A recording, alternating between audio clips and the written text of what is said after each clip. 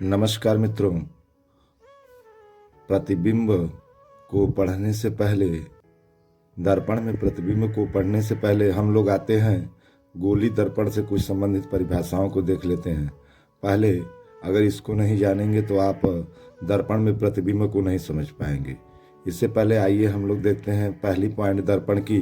ये देखिए आपका दर्पण रहा M1 M2। एक दर्पण है, कौन सा दर्पण है?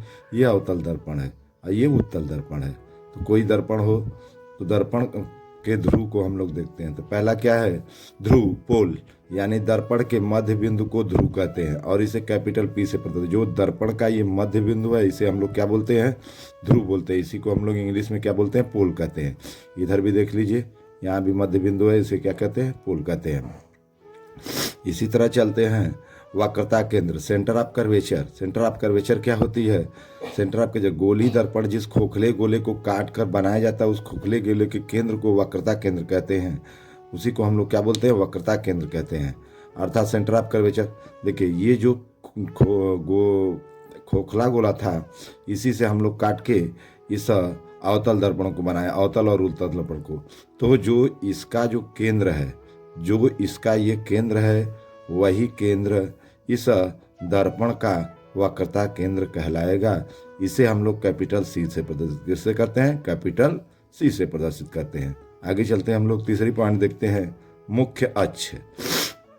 मुख्य अक्ष प्रिंसिपल एक्सिस, ध्रुव P और वक्रता केंद्र C से होकर जाने वाली सीधी रेखा को मुख्य अक्ष कहते हैं। यहाँ देखिए, ये देखिए आपका क्या है? वक्रता केंद्र, और ये क्या है? ध्रुव है।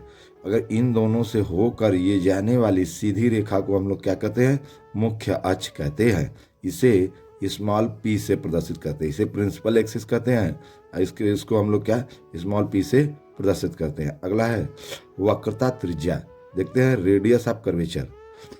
रेडियस ऑफ कर्वेचर, वक्रता केंद्र C और ध्रुव P के बीच की दूरी को वक्रता त्रिज्या कहते हैं। इसे हम लोग स्मॉल r से प्रदर्शित करते हैं। ये देखिए वक्रता केंद्र और P के जो बीच की ये दूरी है इसी को हम लोग क्या बोलते हैं? वक्रता त्रिज्या बोलते हैं। ये r, इसी को हम लोग स्मॉल r से प्रदर्शित करते हैं। इसको हम लोग क्या बोलते हैं? वक्रता त्रिज्या बोलते हैं।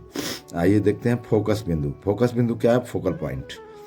मुख्य अक्ष के समानांतर चलने वाली, ये देखिए मुख्य अक्ष के समानांतर चलने वाली प्रकाश की किरणें दर्पण से परावर्तन के पश्चात मुख्य अक्ष के जिस बिंदु पर मिलती हैं, मुख्य अक्ष ये रहा आपका, इसके जिस बिंदु पर मिलती हैं वह उसका क्या कहलाता है? फोकस बिंदु कहलाता है। ये कह रहा है कि मुख्य अक्ष से चलने वाली प्रकाश की किरणें दर्पण से टकराने के बाद, दर्पण से टकराने के बाद मुख्य अक्ष के जिस बिंदु पर काटती हैं वह उसका क्या कहलाता है? फोकस बिंदु कहलाता है।